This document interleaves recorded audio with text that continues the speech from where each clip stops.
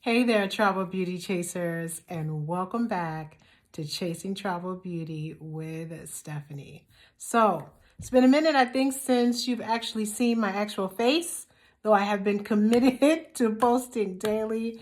And I have to say, what a wonderful opportunity it has been to really challenge myself to do what, can be a little challenging, a little uncomfortable, some days, really tough to do with all of the demands that we have in life. But it just goes to show we literally can do whatever it is we put our mind to do, within reason, of course. I mean, if we put our mind to fly, well, maybe we could figure out a way to do that. They created an airplane, right? So anything's possible. But anyway, happy to see you all. Happy to be back on screen in front of you. And so I've been seeing these posts and people asking me questions. Okay, Stephanie, so you've been to nearly 50 countries. Like, where should I go in 2026?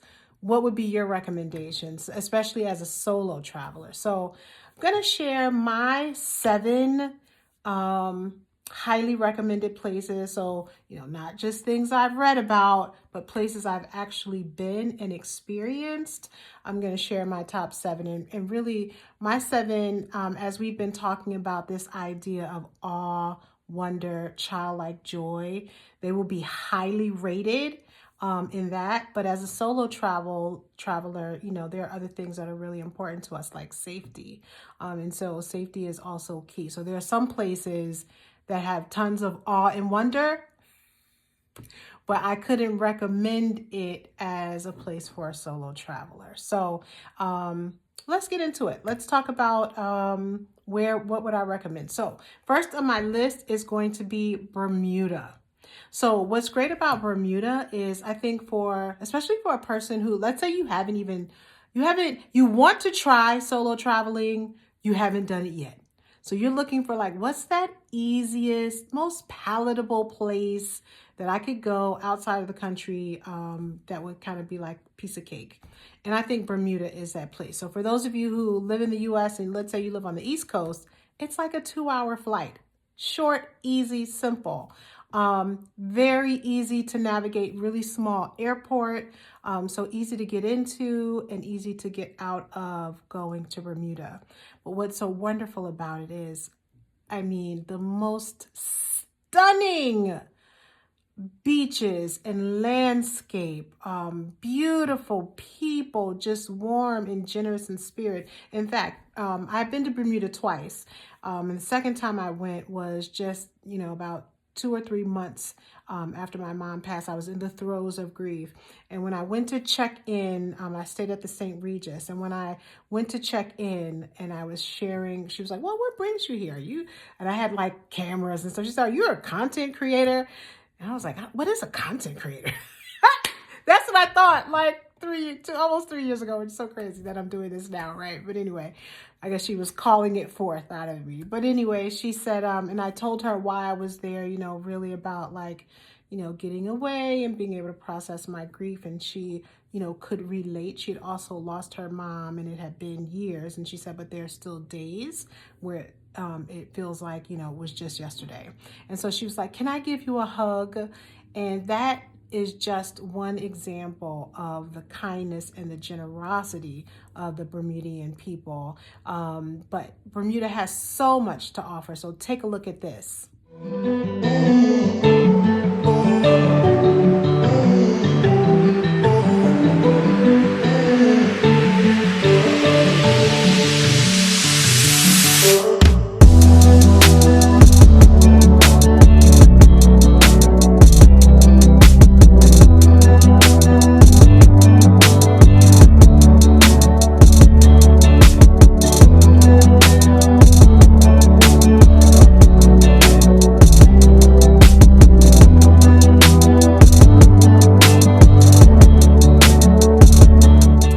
Bermuda. And I think when you look at those pictures, you would agree, amazing place to visit and many wonderful reasons to be there. But what's next on my list? Next on my list is Spain. And so some may be saying, oh my gosh, you don't want to deal with the crowds of, that come with going to Barcelona, let's say, or that come with going to Madrid. But there are other places you can go in Spain that don't have the crowds, but still give you that quintessential Spanish feeling. And so my two recommendations in Spain are Malaga and Alicante. Both magical places. They both have great history. They both have beautiful churches. They have these little plazas where you can sit and little cafes and people watch, where really you get to slow down. They have stunning churches. They have these scenic overlook places with beautiful views. So lots to experience and see there. So take a look at this video.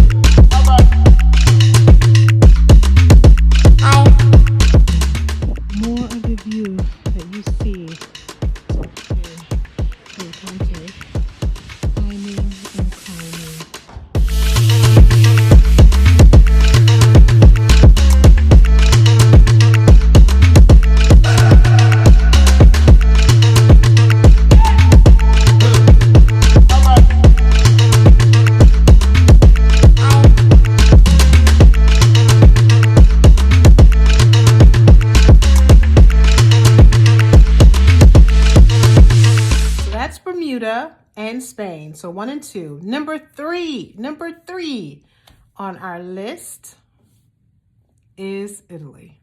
Now, I'm just going to tell you guys the truth. Italy is always going to be on my list. It is my most favorite place on earth, and I've been to so many parts of Italy, and not a single area of Italy has ever let me down. So it's always going to make the list, but I can understand. People are like, well, I don't want to go to Rome, too many people. I don't want to go to Florence, big crowds. I don't want to go to Cinque Terre or Amalfi Coast, because maybe you just don't want to have to deal with all the crowds. So what I'm going to say is go to Sicily. Go to Sicily. Yes, people are discovering it, but you can still get that old town Italian feeling by going to Sicily. And you will read, there are some places that talk about there's a nice way they say it. It's, there's a terminology that they say, like, they're basically saying it's dirty, but that's part of the charm.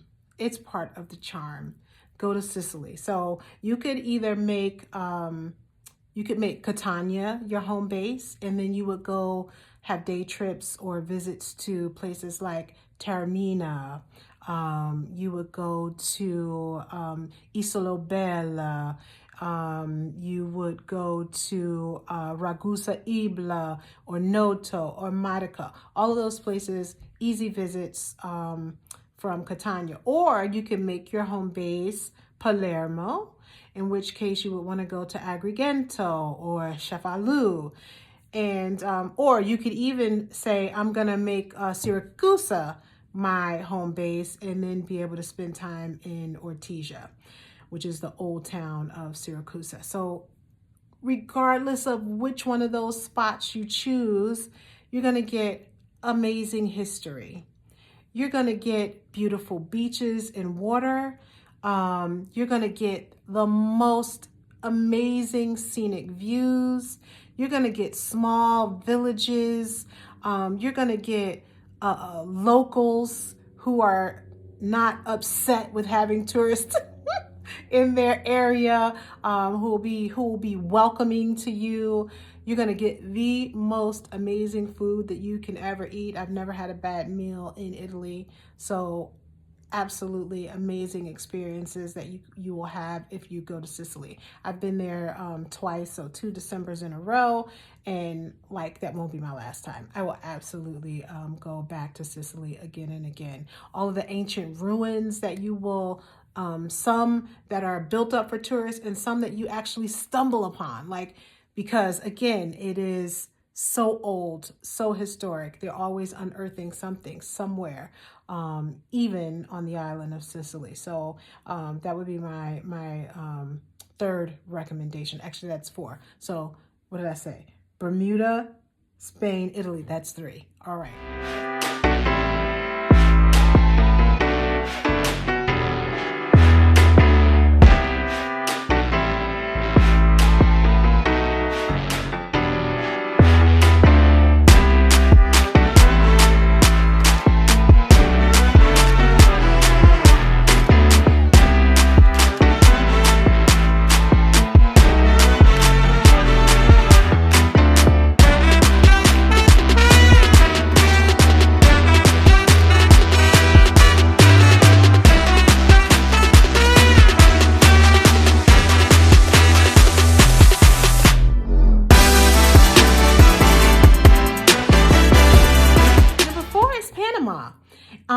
Panama was an unexpected surprise to me. I wasn't really sure exactly what to expect, and I was pleasantly surprised when I got to Panama. I felt extremely safe as a solo traveler. I went out day and night exploring and felt very comfortable there. It gave you the feeling of like Miami South Beach. So you had, Old Town, which they call Casa Viejo. In this area, it's got all kinds of restaurants and shopping, but along with that, all of this historic architecture and museums and great places to go and learn and get culture. And then you had, the big, massive cityscape skyline. And then of course, water. Now, to get to the beautiful beaches, you need to go to the Caribbean side. So it's like, going to be a day trip to do something like that. But just simply stunning, people lovely. In Panama, you can go really high end, or you can go very budget friendly, and everything in between. So Panama really does have something for everyone. And as a solo traveler or a female solo traveler, I think it's a great location to go check out. So check out some of this video clip about Panama.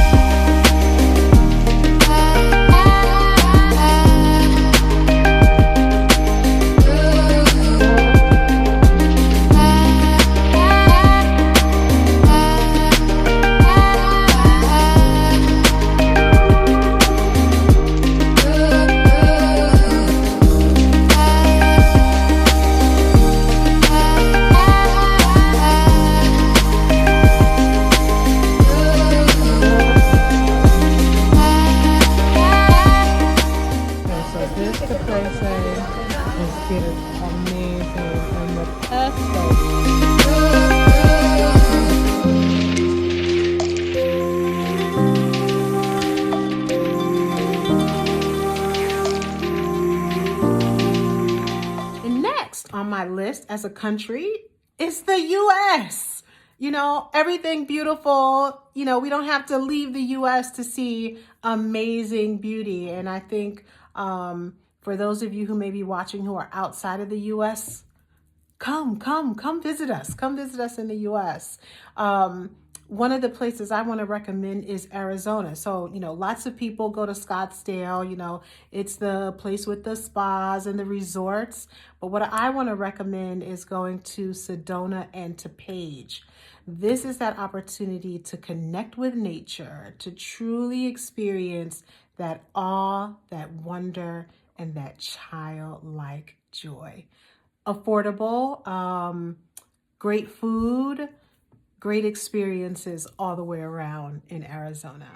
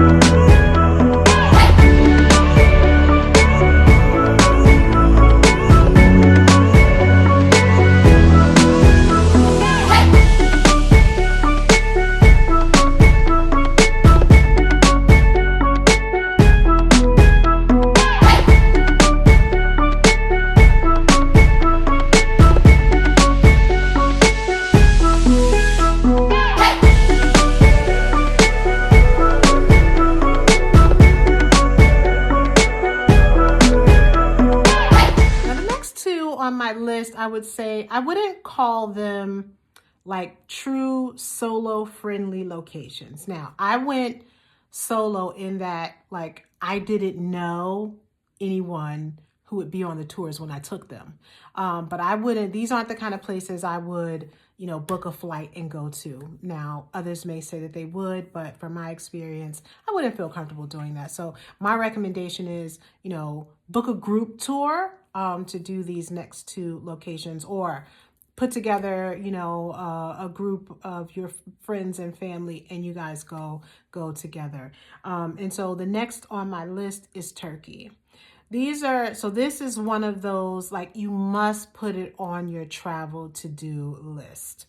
Now, of course, there's Istanbul, and you got the Blue Mosque and the Bosphorus River. Like, there are just so many amazing things about Istanbul. It's very crowded. It's very loud.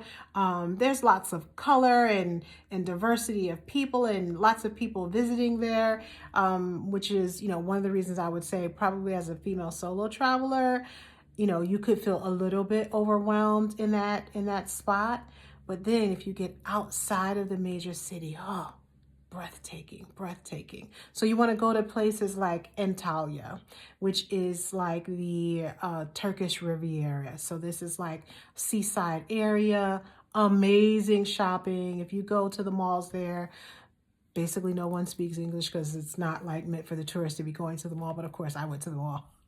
And of course I did shopping, and everybody can figure out numbers when you're shopping. So it's okay. Do it, experience that, get the true like local feeling. And then another place like Pamukkale. This is a place you have to go see and experience for yourself.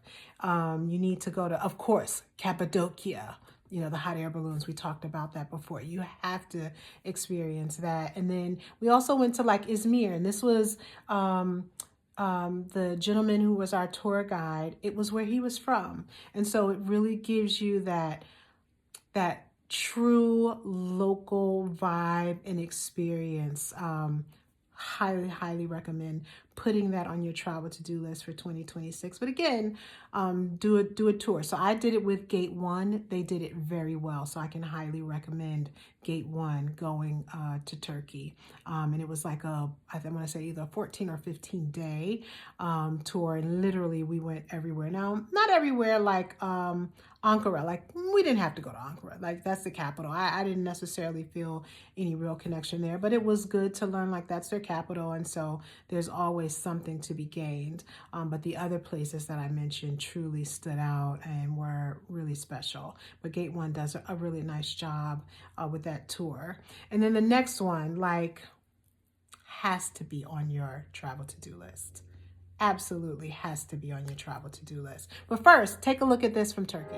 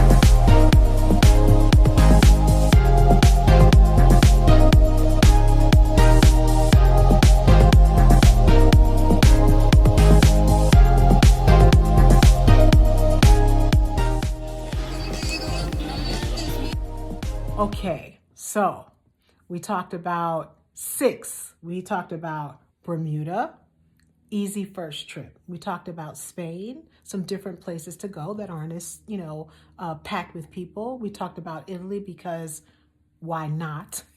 It's always the right thing to do when you travel. We talked about Panama, another, close, easy trip that's got rich history and culture and amazing food. We talked about in the US going to Arizona to really get this sense of awe and wonder. We talked about going to Turkey, which literally every little place that you go is going to give you a different experience and exposure to the Turkish people. And then last but certainly not least, has to be on your travel to-do list, and hopefully you can make it happen in 2026, and this is Egypt. Like, I went to Egypt with a tour group called Archaeological Paths, and it was so special. We climbed inside of pyramids. We had an Egyptologist with us for the entire duration of the tour and learned so much. So you want to, yes, you got to see Cairo. You got to see the pyramids. That's a must. But then you want to go to Aswan, and you want to be able to go to the Valley of the Kings and the Valley of the Queens. You want to be able to go to Abu Simbel. Like, so much richness, culture, history, a sense of wonder and awe at just what these early civilizations were able to accomplish, to build. So truly inspiring.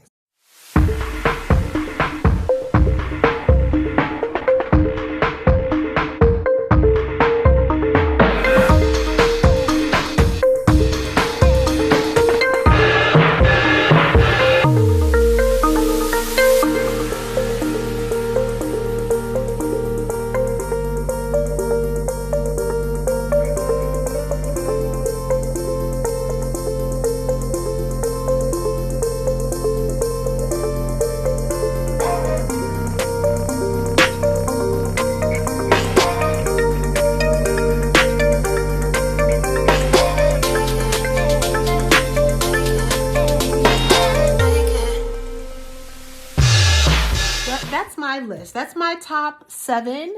I'm curious to hear, where are you planning to go in 2026? What is on your list? And of the ones I shared, is there anyone on there that you're like, oh yeah, I'm already planning to do that? I would love to hear about it. Share it with me in the comments. Tell me about where you're planning to go in 2026. And if there's a place you think, oh, Stephanie, you missed this one. Like, this is a must do, and especially for a solo traveler, put that in the comments so the rest of us can learn from your experiences. Would love to hear from you. So, well, friend, we have reached the end of our time together today, but there's no need for sorrow because I will be back here tomorrow. But until then, keep chasing travel beauty wherever your journeys may take you. Thanks so much for joining. Please be sure to like, comment, and subscribe. Talk to you soon. Bye.